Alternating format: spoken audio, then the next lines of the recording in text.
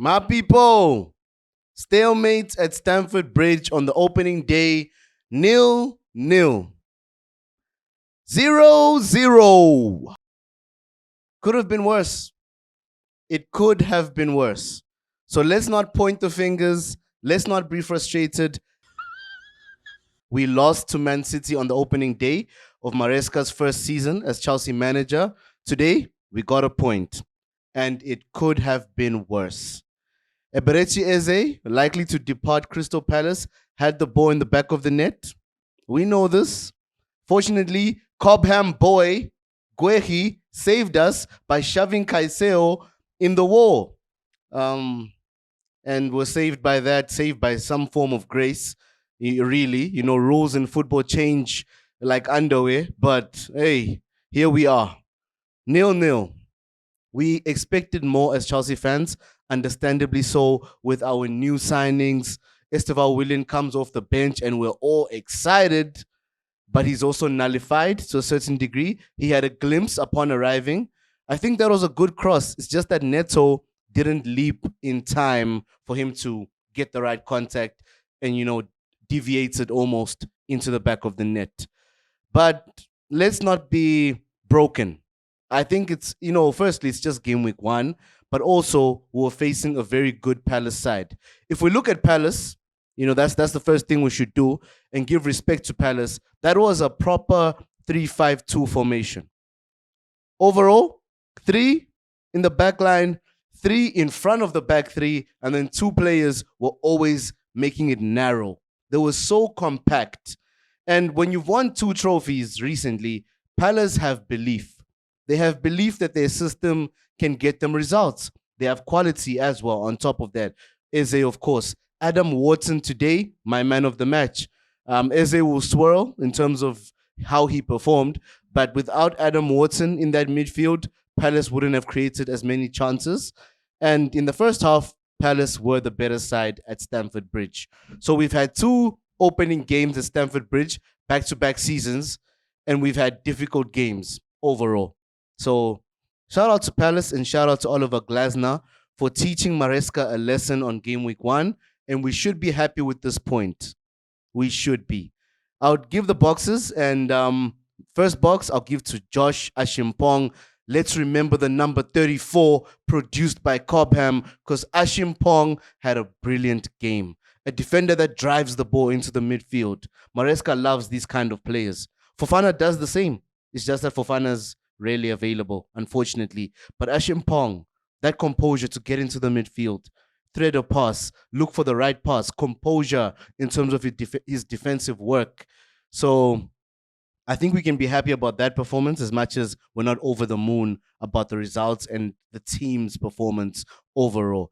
Enzo Fernandez, I'm giving a red box, guys. Only because Enzo's not a new player for us. I praise Enzo with the perspective that Enzo understands Enzo Maresca's system more than most players. If anything, I believe Enzo Fernandez understands the system more than anyone.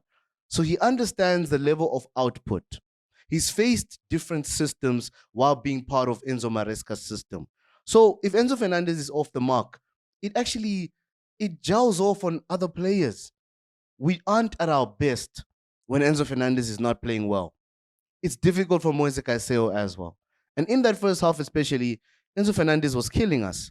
I was hoping by halftime he would be taken off and Santos would get a full 45 minutes. By the way, Santos could have taken the headlines today. He fluffed his lines, as the commentator said there. He fluffed it. He fluffed his chance. He could have had composure. He had so much time, he could have just taken a touch. But I digress. Back to Enzo Fernandez, vice captain of our team. I'm expecting a lot more in terms of output. Second half, he comes out and is a bit more energetic, but he still doesn't impact the game in the right way, I would say. Maybe Glasner's system really did nullify everyone, and I will give Palace their flowers, but we need our players to be good on the ball. Decision-making wise, we need Enzo Fernandez to unlock things that are locked. You get me? Red box for the boy. I'm giving a white box to Esteval Willian, number 41. because it's immense pressure for youngsters to come off the bench and be the reason why we get the points. I understand that. He does make us excited. The Stamford Bridge fans made so much noise upon his arrival onto the pitch, but I would say an okay debut. In competitive games, of course, this is a good debut. He did so well in the preseason games, but now we get to see the cameo of how Esteval William can perform in the league, and he gets to feel just how intense. He lost possession in moments. He didn't have as much space as he would have in Brazil. He knows this now, and he will have to polish his game to have a bit more IQ to survive the Premier League and shine as he can as a player. So white box, not negative, not positive, quite neutral about Esteval today. Last box, very rarely will this happen on the channel, and it's not Cole Palmer's fault, but I'm giving Palmer a red box. Now, we couldn't find Palmer in this game. He was blocked off by Will Hughes as well as Adam Wharton in the positions where Cole Palmer wants to operate. Credit to Glasner again. However, Palmer could have dropped a bit deeper to receive the ball. He started to do it in the second half due to frustration of not receiving the ball. Second half, Maresca did try to change a few things here and there, but it was really the same system. And Glasner's plan was effective enough to just nullify us. If anything, we only created one attempt on target, two maybe in the whole second half. Glasner cooked Maresca today. Safe to say, guys, honestly. But in terms of Palmer, either we didn't utilize him in the right way, he wasn't deployed in the correct manner by Maresca in the system, or he needed to be a bit more mobile so as to affect the game a bit more. Because today, Palmer saw nothing, guys. Palmer, as well as Fernandez, expenses overall in the team. And it's painful to say because that's our best player. You don't want him starting the season on a negative note. But of course, I do believe it'll get better. Next game, even, I believe it will perform at a higher level. We will be more hungry to get 3 points. So let's be calmer. Calmer, guys. Calmer. As Chelsea fans, we'll be okay. We will be fine. But difficult game overall. Substitutions made by Maresca throughout the second half.